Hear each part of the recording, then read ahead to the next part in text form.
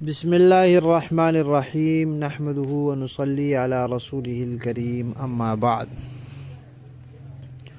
پیارے پیارے بچوں، ننھے منھے پھولو، اللہ تعالیٰ آپ سب کو ہمیشہ خوش رکھے اور فلسطین کے مسلمانوں کو اللہ تعالیٰ جلدی جلدی عافیت، فتح، آزادی، کامیابی نصیب فرمائے، آمین۔ پیارے بچوں، آج ہماری کہانی کا عنوان ہے بغیر امام کے جنازہ۔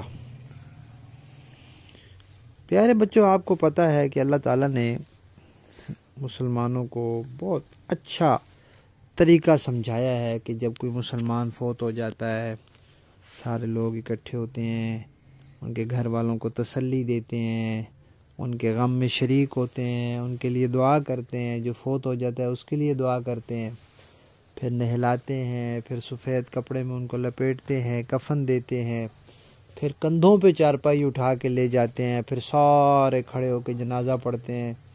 جنازے میں کیا ہوتا ہے، ایک امام صاحب ہوتے ہیں، پیچھے ان کے مقتدی ہوتے ہیں، وہ امام صاحب جنازے میں پہلے پڑھتے ہیں سبحانک اللہم و بحمدک، اللہ تعالیٰ کی حمد کرتے ہیں، پھر وہ نبی پاک صلی اللہ علیہ وسلم پر درود پڑھتے ہیں، پھر وہ فوت شدہ کے لیے دعا کرتے ہیں، اللہم اغفر لحینا و میتنا و شاہدنا و غائبنا، اور پھر اس کے بعد کھڑے کھڑے ہی سلام پھیر دیتے ہیں۔ پیارے بچوں، جنازے میں رکوع نہیں ہوتا، جنازے میں سجدہ نہیں ہوتا، بس 4 تکبیریں ہوتی ہیں اور ثنا پڑھنی ہوتی ہے، درود پاک پڑھنا ہوتا ہے اور دعا پڑھنی ہوتی ہے۔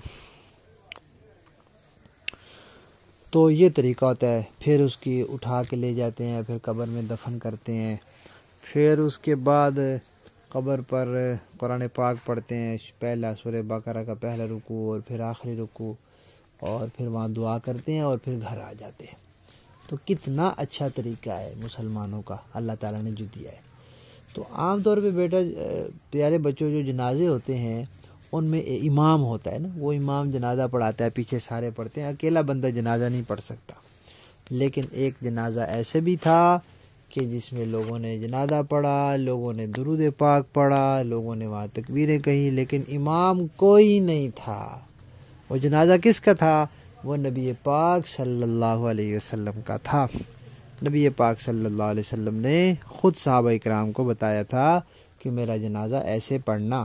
تو جب آپ صلی اللہ علیہ وسلم فوت ہو گئے تو پھر صحابہ کرام نبی پاک صلی اللہ علیہ وسلم کے اس حجرے مبارک میں جاتے تھے، تھوڑے تھوڑے کر کے، 5 10 کر کے، اور وہاں درود پاک پڑھتے تھے، اور کچھ صحابہ جو تھے وہ پورا جیسے جنازے میں تکبیر کہتے ہیں وہ بھی کہتے تھے، درود پاک پڑھتے تھے، پھر اس کے بعد باہر تشریف لے آتے تھے۔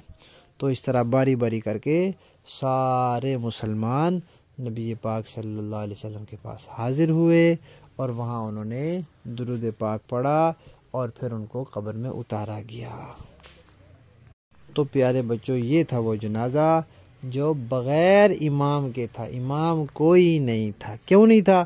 اس لیے کہ نبی پاک صلی اللہ علیہ وسلم نے خود فرمایا تھا کہ میرا جنازہ ایسے پڑھا جائے۔